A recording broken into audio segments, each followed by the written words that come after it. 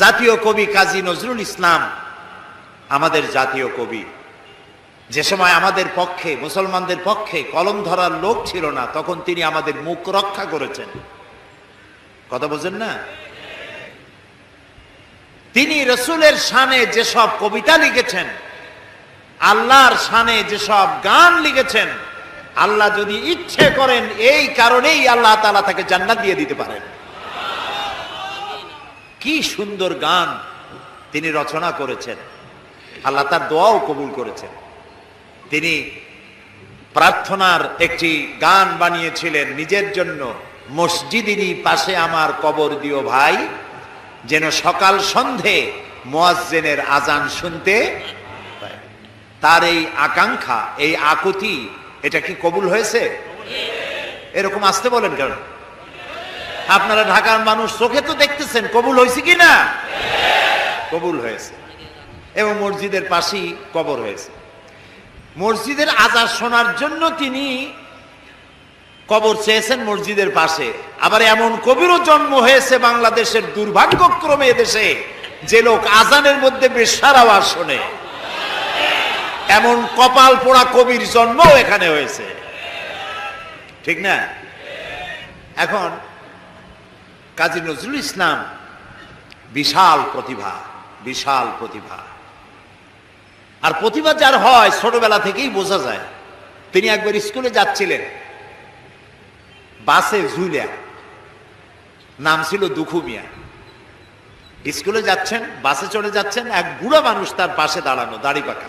প্রতিভা যার হয় ছোটবেলা থেকেই বোঝা যায়। তিনি একবার স্কুলে যাচ্ছিলেন, বাসে ঝুলিয়া, নাম ছিল দুখু মিয়া।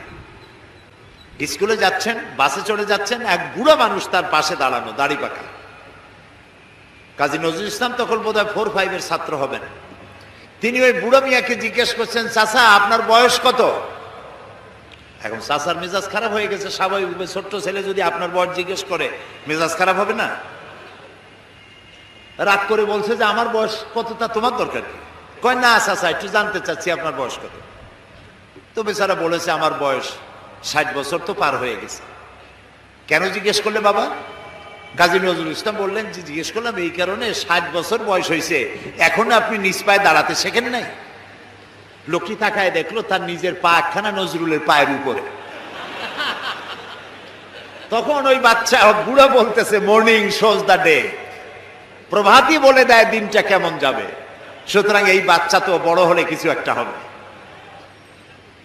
তিনি বিশাল মাপের কবি, কিন্তু দেখুন আবেগে তাকে কোথায় নিয়ে গেছে, বাস্তবতার যেখানে মিল নেয়। তিনি গান রচনা করেছেন তার প্রিয়তমার নামে, মোর প্রিয়া হবে এসো রানী, দেব খোপায় তারার ফুল। যাকে উদ্দেশ্য করে তিনি এই গানটা লিখেছেন, সেই প্রিয়তমাকে যদি সত্যি তিনি পেতেন, তাহলে আকাশের তারা খসায় এনে খোপায় পরাতে পারতেন কি? পারতেন। তিনি বলেছেন, ওই গানের মধ্যেই বলেছেন যে তোমাকে যদি পাই তাহলে রংধনুর রং আর জ্যোৎস্নার রং দুটোতে মিলিয়ে আলতা বানিয়ে তোমার পায়ে পরিয়ে দিতাম। আছে না গানে? জ্যোৎস্নার রং দুটোতে মিলিয়ে আলতা বানিয়ে তোমার পায়ে পরিয়ে দিতাম। আছে না গানে? সত্যি যদি ওই প্রিয়তমাকে তিনি লাভ করতে পারতেন, তাহলে রংধনুর রং আর জ্যোৎস্না মিলিয়ে আলতা বানাইতে পারতেন। এই কথাগুলি হচ্ছে কবিরা কবিতা লিখতে গিয়ে আবেগ প্রবণ হন, আবেগের উচ্ছ্বাসে যা লেখেন বাস্তবতার সাথে তার কোনো মিল থাকে না। এক্ষেত্রে আমি কবি হাফিজের কথাও বলি, পারস্যের নাম করা কবি, কবি হাফিজ। তিনি তার প্রিয়তমার জন্য তিনি গান উৎসর্গ করলেন। সেখানে তিনি লিখলেন ফার্সি কবিতা। তার অর্থ ছিল এরকম যে আমার প্রিয়তমার লাল গালের উপরে একটি কালো তিল আছে। প্রিয়তমার লাল গালে একটি কালো তিল আছে। এই তিলটি যদি আমি লাভ করতে পারি, এটি যদি আমি পাই, তাহলে সামারকান্দ এবং বুখারার মতো রাজত্ব আমি বিলাই দিতে পারি। তখন সামারকান্দ এবং বুখারার রাজা ছিলেন তৈমুর লং। তৈমুর লং এই গান শুনিয়া পুলিশ পাঠায় দিল, ব্যাটারে ধরে নিয়ে। হাফিজ তো প্রমাদ গুনলেন এবং বুঝতে পেরেছেন তাকে ধরতে পুলিশ পাঠানো হলো কেন। তিনি পথে পথে গানটারে উল্টায় ভালাইলেন।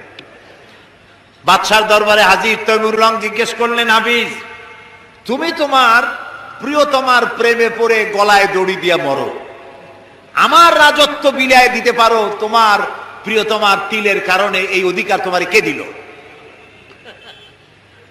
হাফিজ বলছে, জাহাপানা আপনি কি শুনেছেন? শুনেছি তোমার কবিতার শেষ লাইন আছে সামারকান্দ বা বুখারা। কয় না জাহাপানা, আপনি ভুল শুনেছেন। আমার দ্বিতীয় লাইনটা ছিল সেমানকান্দ ওয়া খুরমারা। এর অর্থ হচ্ছে আমার প্রিয়তমার লাল গালের কালো তিলটি যদি আমি লাভ করতে পারি তাহলে 1 মণ চিনি আর 3 মণ খোরমা বিলাই দিতে পারি। এখন আমি এই কথাগুলি শোনালাম এই কারণে যে কবিত্ব একটি প্রতিভা নিঃসন্দেহে, কিন্তু কবিরা আবেগপ্রবণ হন, উচ্ছ্বসিত হন, আবেগে এমন সব কথা বলেন যা বাস্তবতার সাথে মিল নাই। এই জন্য কবি আর নবী এই দুটির মধ্যে পার্থক্য হচ্ছে আকাশ আর জমিন। নবীরা আবেগপ্রবণ হতে পারেন না, আবেগের উচ্ছ্বাসে এমন কথা তারা বলতে পারেন না যার সাথে বাস্তবতার কোনো মিল নাই, এমন কথা নবীরা বলতে পারে না। সেই জন্য আল্লাহ তাআলা পরিষ্কার করে বলেছেন, ওমা আল্লামনাহু শারা ওমা ইয়ামবাগি লাহু, আমার নবীকে আমি কবিতা শিখাই নাই, আর কবিত্ব আমার নবীর জন্য শোভনীয় নয়। সুবহানাল্লাহ, সুবহানাল্লাহ।